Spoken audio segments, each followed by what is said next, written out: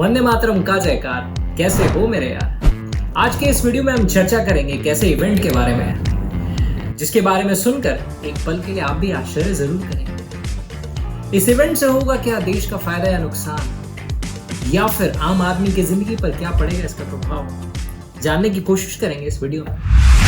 Asia's richest man is throwing his youngest son a lavish wedding in. The son of Asia's wealthiest man is getting married. ਕੱਲ ਮੈਨੂੰ ਇੱਕ ਕੁੜੀ ਮਿਲੀ ਜਿਹਦੇ ਗੱਲਾਂ ਦੇ ਵਿੱਚ ਟੋਏ ਮੋਏ ਮੋਏ ਮੋਏ। अभी तक तो समझ में आ ही गया होगा कि मैं किस इवेंट के बारे में बात करने जा रहा। पर जिन लोगों को समझ नहीं आया उनके लिए दोस्तों, आपको ये जानकर बहुत दिलचस्पी होगी कि अनंत अंबानी और राधिका मर्चेंट की शादी पूरे विश्व में one of the most expensive marriages की लिस्ट में नंबर 1 पे आती है, राइट? तो आइए चलिए देखते हैं कि किन गेस्ट्स ने इस वेडिंग को अटेंड किया। पर उसके पहले मैं आपसे कुछ कहना चाहता हूं। मान न मान, मैं तेरा मेहमान। अरे आपको नहीं कह रहा। याद है हर किसी फैमिली फंक्शन या फिर वेडिंग में कुछ ऐसे प्राणी जरूर टपक जाते हैं जिन्हें आज तक हम कभी जानते नहीं हैं और ना हमारा उनसे कोई लेना देना होता है। एक सेकंड, लेना तो होता है। अरे भाई फूड उनको आपसे फूड लेना होता है। पर इन महानुभाव ने दुनिया भर से, जी हाँ दुनिया भर से भर के लोगों को आमंत्रित किया। मतलब मान न मान वाली कहावत गई भाड़ में, उसके बदले ये कहावत सुनिए कि मान न मान तू मेरा मेहमान, और अगर बनेगा मेहमान तो मुंह में पैसे ठूस कर ले लूंगा तेरी जान। तो आइए जानते हैं कुछ प्रोमिनेंट गेस्ट्स के नाम जिन्होंने वेडिंग अटेंड की। शुरुआत करते हैं। Shahrukh and Gauri, Salman, Hrithik Roshan, Ranbir and Alia, Vicky and Katrina, कुछ नाम रहे बॉलीवुड से। कुछ इंटरनेशनल गेस्ट्स के नाम ये रहे: Kim Kardashian, Khloe Kardashian, Priyanka Chopra and Nick Jonas, John Cena, Tony Blair and Cherie Blair. आइए बात करते हैं the social impact of such weddings on our society. और सबसे पहला सवाल जो हमारे जहन में आता है वो ये है कि भाई एक एवरेज इंडिविजुअल अपनी वेडिंग पे कितना स्पेंड करता है। So according to this article from Mint, an average individual spends about 28 lakh rupees on his or her wedding, and this data is of 2023. तो आप देख सकते हैं कि काफी एक्सपेंसिव वेडिंग्स होती हैं इंडिया में। और देखिए, the founder of Zerodha, Nikhil Kamat, shared a data on Twitter.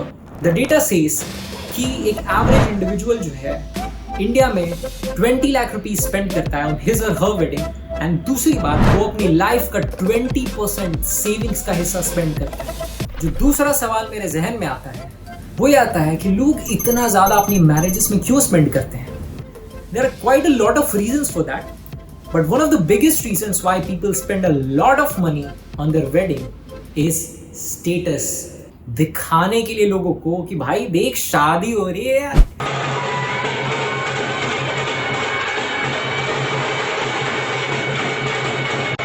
अगर शादी की अरेंजमेंट सिंपल हुई तो लोग क्या कहेंगे? अगर खाना बहुत ही ज्यादा बेसिक हुआ, बहुत ही डिलीशियस नहीं हुआ तो लोग क्या कहेंगे? अगर वेडिंग की वेन्यू बहुत ही ज्यादा साधारण देखने में हुई तो लोग क्या कहेंगे? अगर ब्राइड को बहुत ज्यादा एक्सपेंसिव गिफ्ट्स नहीं मिले तो लोग क्या कहेंगे? भाई मेरे, सबसे बड़ा रोग क्या कहेंगे लोग। ये वही लोग हैं मेरे दोस्त जिनके पास अगर आप भूले भटके कहीं गलती से पहुंच गए, और पहुंच तो गए वो अच्छी बात है, बट अगर पैसे की बात कर ली तो भाई ऐसा आपको ठेंगा दिखाएंगे, ऐसा आपको भगाएंगे कि कैसा भगा मैं क्या ही बताऊं। तो हम इन लोगों को इतनी इंपॉर्टेंस क्यों देते हैं? क्यों देते हैं इतनी इंपॉर्टेंस जो हमारे क्रूशियल टाइम्स में अगर फाइनेंशियल सपोर्ट हम मांगने जाए तो हमारे लिए कुछ नहीं कर सकते हैं। आई डू अंडरस्टैंड फैमिलीज में कुछ 5 to 10% लोग ऐसे जरूर होते हैं that in any financial condition, any financial stress, they will help you out. But I'm talking about the majority, 80 to 90% लोग they will not help you out. So फिर हम क्यों इतना उनको importance देते हैं कि वो क्या कहेंगे? क्यों ना हम अपने ही सोच और अपने ही दिमाग का उपयोग करके ये देखें कि हमारे लिए किस तरह की मैरिज सस्टेनेबल होगी, both financially and socially. I do understand the fact that status हमारे सोसाइटी में बहुत ही इंपॉर्टेंट होती है। मैं ये नहीं कह रहा कि आप शादियां एकदम लो की तरह से करो, मंदिर में कर लो, कोर्ट मैरिज कर लो, एब्सोल्युटली नहीं। शादी is once in a lifetime event and it should be celebrated to its most. आपको सेलिब्रेट करना चाहिए, but it should be financially and socially sustainable. इसका मतलब ये हुआ क्या कि मैं बैंक से जाकर लोन उठाकर अपनी शादी कर लूं? हाँ, ताकि वेडिंग्स अच्छी हो, ताकि सोशल स्टेटस मेरी बढ़ जाए, ताकि लोग कहेंगे वाह क्या शादी की है तुमने।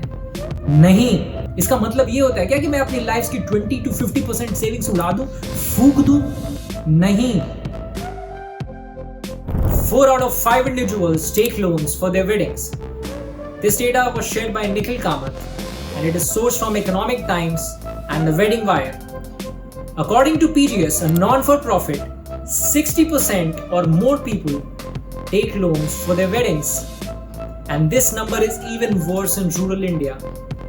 लोग रूरल इंडिया में कर्ज लेते हैं शादियां करने के लिए and then they finally are not able to repay it because of the high interest rates और वो डेट ट्रैप में फंस जाते हैं। सबसे बड़ा कंट्रीब्यूटर जो बताया जाता है इस माइंडसेट के पीछे वो है इंडस्ट्रियलिस्ट एंड सेलिब्रिटीज की वेडिंग्स को। जस्ट फॉर एन एग्जांपल देखिए, बेटा अंबानी की वेडिंग में 5,000 करोड़ रुपए खर्च किए गए, 1200 से ज्यादा अलग अलग तरह के सिर्फ डेजर्ट्स थे, इतने लोगों को बुलाया गया and the list goes on and on.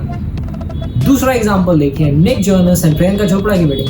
Third example, Virat Kohli and Anushka Sharma की वेडिंग। और जो बची खुची कमी रहती है वो बॉलीवुड मूवीज पूरा कर देती हैं, क्योंकि वहां पर वेडिंग्स को बहुत ज्यादा ही ग्लैमरस दिखाया जाता है एंड हमें इनके स्टैंडर्ड्स को मैच करना होता है। कैसे भाई? तो शेरवानी चाहिए तो विराट कोहली की तरह और लहंगा चाहिए तो अनुष्का शर्मा की तरह। अरे गरीबों, सुनने में बुरा जरूर लगेगा बट सच्चाई है, सुन लो यार, मैं भी गरीब हूँ, मैं भी सुन ही रहा हूँ अपनी बात। ये अंबानी की नेटवर्थ देखो और ये देखो कि उन्होंने अपनी वेडिंग में अपने नेटवर्थ का कितना खर्च किया। It's just 0.5%। Virat Kohli and Anushka Sharma की नेटवर्थ देखो और फिर ये देखो कि उन्होंने अपनी वेडिंग में कितना खर्च किया। अपनी नेटवर्थ देखो और फिर देखो कि आपने अपनी वेडिंग में कितना खर्च किया। तो आइए बात कर लेते हैं सॉल्यूशंस की कि कैसे हम इंश्योर करें कि हमारी वेडिंग में बहुत ज़्यादा पैसे खर्च ना हो। सबसे पहला सॉल्यूशन, हमें अपने आइडल्स को बदलना होगा। बजाय कि हम ऐसे इंडस्ट्रियलिस्ट एंड सेलिब्रिटीज़ को देखें जो अपनी वेडिंग्स में पैसे पानी की तरह बहाते हों, हमें उन सेलिब्रिटीज़ को देखना चाहिए, उन इंडस्ट्रियलिस्ट को देखना चाहिए जो अपनी वेडिंग बहुत ही सिंपल एंड साधारण तरह से उन्होंने की। इसलिए मैं आप लोगों से हाथ जोड़कर विनती करना चाहूँगा कि कृपया वेडिंग की प्लानिंग करने से पहले फाइनेंशियल प्लानिंग जरूर करें। दूसरा सॉल्यूशन, ये आतिशबाजी, ये शोबाजी, ये फैशन, ये ट्रेंड तब जाकर रुकेगी जब हम और आप जैसे लोग इस बात की गहराई को समझेंगे और अपनी क्षमता अनुसार खर्च करेंगे। क्योंकि जिस देश की भुखमरी में संख्या 111वीं आती हो आउट ऑफ 125 कंट्रीज, उस देश के देशवासियों को यह शोभा नहीं देता कि वो अपनी शादियों में लाखों लाख रुपए पानी की तरह बहा दे पर उस गरीब का पेट ना भर सके जिसे भूखे पेट सोना पड़ता हो। शर्म आती है मुझे अपने देशवासियों पर कि वो शादी में बचा हुआ भोजन बर्बाद जरूर कर देंगे, फेंक देंगे, पर उन गरीबों में कभी नहीं बांटेंगे।